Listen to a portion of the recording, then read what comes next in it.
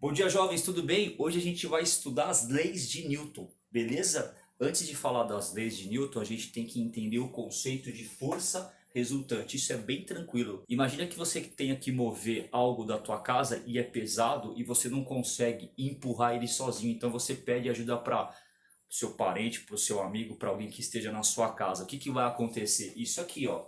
Você vai ter aqui um móvel, correto? Algo que vai se mover. E aí você vai ter duas pessoas aqui aplicando a força no mesmo sentido. Por quê? Porque vocês têm que se ajudar. Tranquilo? Uma pessoa não consegue empurrar aquilo sozinho, mas duas pessoas aplicando força para o mesmo sentido, aí isso aqui começa a se mover. Qual que seria a força resultante nesse caso? Como vocês estão se ajudando, a força resultante é a soma dessas duas forças aqui. Então, nesse caso, no caso 1, que as forças estão no mesmo sentido, eu afirmo que a força resultante é F1 mais F2. Belezinha, gente? E aí, se você quiser representar em vetor, você vem aqui e aí você faz uma seta representando o quê? A soma desses dois vetores aqui. Fechou? Olha esse caso 2 agora aqui, ó. Acontece uma situação diferente. Imagina que você quer a estante de um lado, tudo bem? E o seu irmão quer a estante do outro. O que que vai acontecer? Um vai empurrar para a direita, o outro vai empurrar para a esquerda. Vai sair do lugar? Sim ou não? Se os dois empurrarem com a mesma força, não vai sair do lugar. Mas se um empurrar com uma força maior do que o outro, ele vai conseguir vencer e empurrar para onde ele quer. Então, o que que acontece nesse caso? Qual seria a força resultante aqui? Você tem que fazer uma conta de menos, tá? Então, quem faz a força maior, menos quem faz a força menor. É assim que funciona. Então, nesse caso aqui, como a gente pode ver, ó, o F1 ele é maior que o F2, até pelo vetor. O vetor está representando aí a quantidade de força que está sendo aplicada. Então, nesse caso, a tua força resultante é igual ao F1 menos o F2. Lembrando que você até poderia trocar de posição desde que você coloque a maior menos a menor. Fechou? E aí, como é que se representa o vetor resultante aqui? Ó? Simples. É só colocar a diferença desse vetor direcionado para o lado da maior. Então, por exemplo, como a F1 é maior que a F2, você coloca aqui um vetor pequenininho, né? Porque a diferença desse, correto? Mas apontado para onde estava o F1. Então, resumindo, duas forças no mesmo sentido, você soma. Duas forças sentidos opostos, você subtrai. Isso são dois casos nos quais a força tem a mesma direção. Então, ó, horizontal, horizontal, horizontal, horizontal. E não confundam direção com sentido. Então, ó, direção é horizontal, vertical, diagonal. Isso é direção. Agora, sentido, dentro da horizontal você tem dois sentidos: direita, esquerda. Tô com a minha referência aqui, tá? Dentro da vertical você tem dois sentidos: cima, baixo. E as diagonais você tem lá o sentido nordeste, sudoeste, sudeste e noroeste. Tranquilo, gente? Beleza. Quando você tem duas forças que não estão na mesma direção, como aqui, por exemplo, ó, essas duas forças estão perpendicular uma com a outra. Uma está na vertical, outra está na horizontal. Essas duas aqui, elas já estão a um ângulo qualquer, uma em relação à outra. Nesse caso, aí você tem que pedir um auxílio lá para trigonometria. Então, vem com o tio, ó. Aqui tá bem tranquilo, eu acho, de a gente perceber, né? O que acontece quando a gente tem aí vetores perpendiculares. Chama o tio Pit, né? Lembra do Pitágoras? Vamos representar essas forças, ó. Aqui você tem o F1, tá aqui, F1. Aqui você tem o F2, ó, F2, correto? Gente, não vou me ater ao tamanho, a dimensão, é só para a gente ilustrar.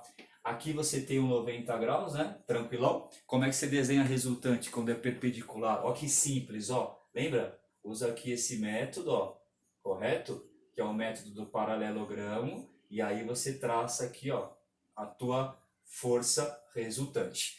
Esse é o desenho do vetor. E como é que você calcula essa força resultante? Muito tranquilo, é usando o teorema de Pitágoras, né? Então isso aqui é a hipotenusa, ó, do triângulozinho que se formou aqui. Então você tem raiz de F1 ao quadrado mais F2 ao quadrado. É a aplicação do teorema de Pitágoras para você encontrar a tua resultante. Tranquilão? Tá. E finalmente aqui o caso 4, que é quando você tem um ângulo diferente de 90 graus, tudo bem? E diferente também de 0 e de 180. Por quê? Se for 0 e 180, as forças ficam na mesma direção. É o caso 1 e o caso 2. Caso 1, 0 graus. Caso 2, 180 graus. Tranquilo? Caso 3, 90 graus. Então, se você não tiver 0 graus, 180 graus e o 90 graus, eu estou colocando nessa ordem porque foi o que eu apresentei para você, né? O caso 1, o caso 2 e o caso 3. Se você não tiver esses ângulos, aí você tem que aplicar o que eu vou fazer aqui no caso 4. Tudo bem? Tem que pegar o auxílio da lei dos cossenos, fazer lá uma conversão do sinal e eu vou te mostrar como é que ficaria. Bom, nesse caso você tem aqui ó, o teu F1, correto? E você tem aqui o teu F2, ó. E aqui você tem um ângulo qualquer, tá aí. Então como é que ficaria a resultante? Bom, para desenhar essa resultante você faz o mesmo esquema daqui no caso 3, usa o método do paralelogramo, ó. Traça aqui as paralelas, fazer só um esboço, tá gente? Ó, e aí você vem aqui e você consegue traçar a tua resultante. Fechou? Tá aqui, ó, força resultante. E como é que você calcula esse caso aqui? Vamos lá? Então, ó, esse caso é um pouquinho maior. Ó, força resultante igual raiz, ó, o tamanho da raiz, ó. O começo é igualzinho aqui de cima, ó, igualzinho a Pitágoras, ó. F1 ao quadrado mais F2 ao quadrado, igualzinho. Aí vem um finalzinho aqui, ó, mais 2 vezes F1 vezes F2, fechou? Vezes o cosseno desse ângulo daqui, tá bom? Gente, a lei dos cossenos você tem um menos aqui nos triângulos, mas é porque você considera esse ângulo aqui lá nos triângulos na matemática. Aqui para física, como a gente está contando com esse ângulo aqui, a gente inverte para mais e fica tudo certo. Fechou? Agora vamos para as leis de Newton e vamos começar pela inércia, que é a primeira lei. O que diz a inércia? É uma lei teórica, mas fácil de entender. Ó, todo corpo que está em repouso tende a permanecer em repouso. Assim como todo corpo que está em movimento tende a permanecer em movimento, na ausência de forças externas. O que isso significa, gente? Se você estiver parado, você vai continuar parado, a não ser que alguém te tire do lugar, correto? Esse alguém é uma força externa. Agora, se você estiver andando, você vai continuar andando, a não ser que alguma coisa te faça parar. O te fazer parar é a força externa. Então, o que significa essa inércia aí? Que o teu estado de inércia, o que seria estado de inércia? O repouso ou o movimento, ele tende a permanecer dessa forma, a não ser que alguma coisa que vem de fora aí mude isso. Isso é a inércia. Exemplos da vida prática aí. Ó, cinto de segurança nos veículos é um dispositivo para barrar a lei da inércia. Por quê? Imagina que você está lá no teu carro, ó, a 100 por hora sem o cinto. Então, você está a 100 por hora porque você está dentro do veículo a 100 por hora. Se você colide com o teu veículo e a tua velocidade de 100 cai para zero, o que vai acontecer com você? Você estava a 100, não estava? O que diz a inércia? Ora, se você estava se movimentando a 100, você tende a manter o seu movimento a 100. É por isso que você continua a se mover. O veículo parou porque ele colidiu em alguma coisa, mas você continua se movendo a 100 por hora. Tranquilo? Essa é a inércia. Então o cinto de segurança está lá para fazer você parar também e não sofrer um acidente gravíssimo, né? Sair do carro. Outra situação, é o que mais acontece. O ônibus parou no ponto ou o metrô parou na estação e você está lá. Você larga, né? Você solta o suporte, o apoio e você começa assim, ó. E toda a vontade, né? Aí, quando começa o ônibus ou o metrô a andar, o que acontece? Você, oi! Por quê? Porque você estava parado, correto? E aí, você estava parado exatamente como o veículo está parado. Se o veículo começa a andar, o que acontece? O teu estado de inércia ele faz com que você permaneça parado. É por isso que o veículo vai e você fica.